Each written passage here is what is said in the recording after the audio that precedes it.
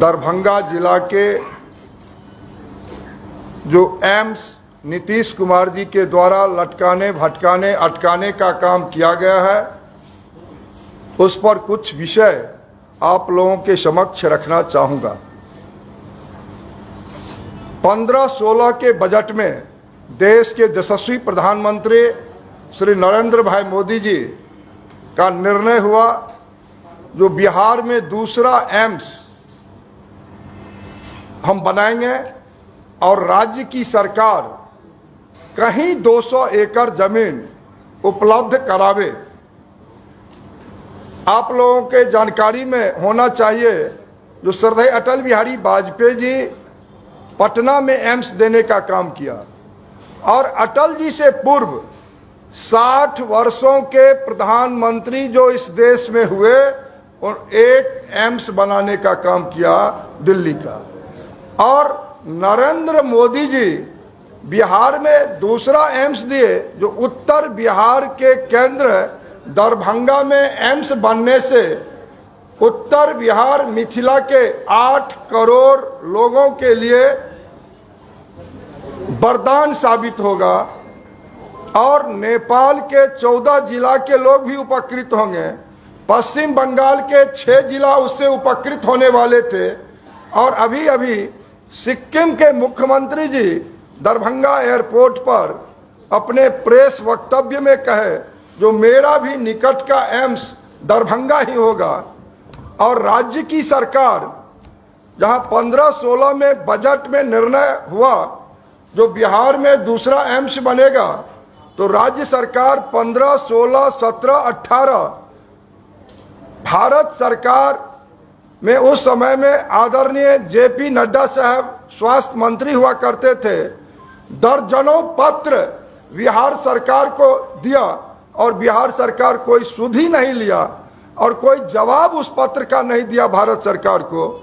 और फिर जब हम लोगों के साथ नीतीश कुमार जी का अलायंस होता है तब नीतीश जी दरभंगा डीएमसीएच अपग्रेड करने का प्रस्ताव भारत की सरकार को भेजने का काम करते हैं और भारत की सरकार आदरणीय जेपी नड्डा तत्कालीन मंत्री स्वास्थ्य, उन्होंने कहा जो डीएमसीएच का अस्तित्व बिहार सरकार मिटाना चाहती है ऐसा नहीं हो, उस प्रस्ताव को रद्द करके भारत की सरकार ने वापस किया और आज उस डीएमसीएच में जब हम सांसद के रूप में नीतीश कुमार जी से बातचीत किया तो उन्होंने कहा जो ठीक है, हमने कहा 300 एकड़ जमीन डीएमसीएच में 1946 में प्राप्त हुआ दान स्वरूप और उसमें से आप 200 में एम्स भी बना सकते हैं और 100 में आप डीएमसीएच भी रख सकते हैं। तो उन्होंने निर्णय लिया, उन्होंने कहा जो ठीक है, हम तो डीएमसीएच का प्रस्ताव दिए थे भारत सरकार को और आप यदि कह रहे हैं तो हम 200 एकड़ जमीन देंगे और 200 एकड़ जमीन कैबिनेट करके सालों लगा दिया भेजने में, जबकि 15 सितंबर 2020 आदरणीय देश के यशस्वी प्रधानमंत्री अपने कैबिनेट से 1264 करोड़ 750 बेड कैबिनेट करके देते हैं और इस सालों लगाए यहां से जमीन देने में। और जब जमीन 200 एकड़ कैबिनेट करके भेजते हैं तो फिर समीक्षा बैठक में इन्होंने कहा जो हम 150 एकड़ ही एम्स को देंगे, रेस्ट 50 एकड़ इसमें से डीएमसीएच को देंगे। उसमें इनका तर्क था जो दरभंगा डीएमसीएच में से 73 एकड़ जमीन अतिक्रमण हो चुका है और 73 एकड़ जमीन राज्य की सरकार के अनदेखी के चलते अतिक्रमण हुआ और जब इनको 227 उसके बाद बच रहा था तो इन्होंने कहा 50 एकड़ हम इसमें से देंगे। तो भारत की सरकार को हम लोगों ने मनाया, हम लोगों ने कहा जो 150 एकड़ में ही आप डीएमसीएच में उस परिसर में जहां 81 एकड़ लो लैंड था, हमारे आदरणीय स्वास्थ्य मंत्री उस समय के मंगल पांडे जी थे, आदरणीय वित्त मंत्री उप मुख्यमंत्री तारकिशोर जी थे, तो वित्त मंत्रालय ने 13 करोड़ रुपया सैंक्शन करके दिया उस डीएमसीएच में 81 एकड़ जमीन मिट्टी भराने के लिए, लोलैंड। और जब मिट्टी का भराई हो जाता है तब ये समाधान यात्रा में जाते हैं और दरभंगा में व्यवधान पैदा करके आते हैं और कहते हैं जो यहाँ पर एम्स अब नहीं बनेगा, एम्स अब बनेगा शोभन में। उससे पहले इन्हीं के एक एक्स एमएलए वो कहते हैं जो नहीं अशोक पेपर मिल में एम्स बनेगा,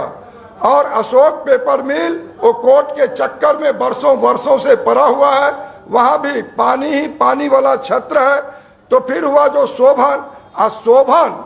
30 फीट 2 बांस लेया जमीन है, जिस पर हम नहीं कहते हैं, उन्हीं के 20 सांसदों ने लिख करके लेटर पैड पर देता है आदरणीय प्रधानमंत्री जी और स्वास्थ्य मंत्री जी को, जो वो तो लोलैंड है, यहाँ पर शोभन में एम्स बनेगा नहीं, अब इसको आप सहरसा कर दें। ऐसा पत्र इनके सांसदों के द्वारा, महागठबंधन के सांसदों के द्वारा लिख करके प्रधानमंत्री जी को दिया जाता है। और फिर इसी विधान परिषद के सदन में माननीय विधान परिषद प्रेमचंद्र मिश्र जी उठाते हैं जो शोभन में, अध्यक्ष महोदय, हम मुख्यमंत्री उप मुख्यमंत्री जी को आगाह करते हैं, जो शोभन तो लोलैंड है, इसमें तो एम्स बनेगा नहीं, ये तो लटकाने भटकाने अटकाने का काम आप लोगों के द्वारा किया जा रहा है। तो कहीं और जमीन आप लें और वहां पर एम्स का निर्माण करावे, एम्स के साथ कोई राजनीति न करे, यह बात कांग्रेस पार्टी के वरिष्ठ विधान पार्षद विधान परिषद में रखते हैं। तब फिर आनंद फानन में मुख्यमंत्री बिहार नीतीश जी निर्णय लेते हैं, जो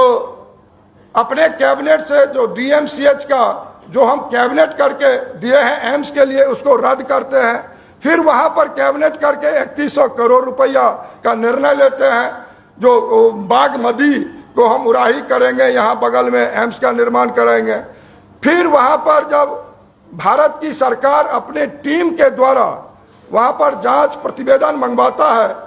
तो उसमें स्पष्ट रूप से उसको रद्द करता है। और उससे पहले बिहार की कुछ लोगों के द्वारा, सरकार के कुछ लोगों के इशारे पर अखबार में निकलता है, जो केंद्रीय टीम संतुष्ट होके गया। हम पूछना चाहते हैं सरकार मुख्यमंत्री जी से, जब वहां पर टीम के द्वारा रिपोर्ट आई ही नहीं तो कैसे संतुष्ट होके चला गया? तो ये बरगलाने लटकाने में लगे हुए हैं। दरभंगा में एम्स नहीं बने, और हम कहते हैं जो भाई यदि दरभंगा का एम्स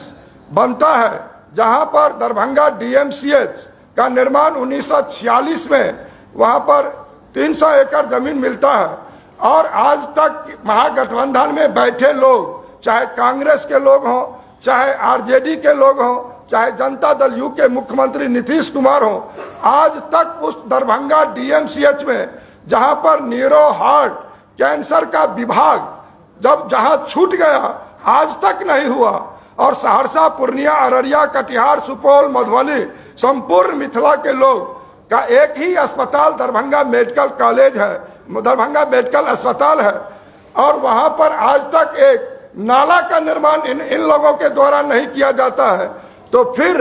ये 2500 बेड का जो निर्णय लेते हैं आनंद फानन में, ये कितना औचित्य है? ये लोगों को आंख में धूल झोंकने का काम कर रहे हैं, जहां पर 1050 बेड 50 वर्ष पहले स्वीकृति होता है, 1050 बेड दरभंगा डीएमसीएच के लिए, वहां पर तो अभी तक 750 बेड है। तो 300 बेड तो अभी तक ही व्यवस्थित नहीं कर पाते हैं, और ये कहते हैं जो 2500 बेड हम विस्तारीकरण डीएमसीएच को कर देंगे। काहे ऐसा धूल झोंकते हैं? तो आप लोगों के माध्यम से नीतीश कुमार जी को हम आगाह करते हैं, जो 81 एकड़ जमीन जिस पर मिट्टी का काम लोलैंड का हो गया है, और भारत की सरकार वहां पर शिलान्यास देश के यशस्वी प्रधानमंत्री जी करने वाले थे, और इसी जुलाई माह में एमबीबीएस की पढ़ाई भी शुरू होने वाला था 100 बच्चा का। तो आपने कुठारघात मिथिला के साथ किया। मिथिला के लोग आपको माफ नहीं करेंगे।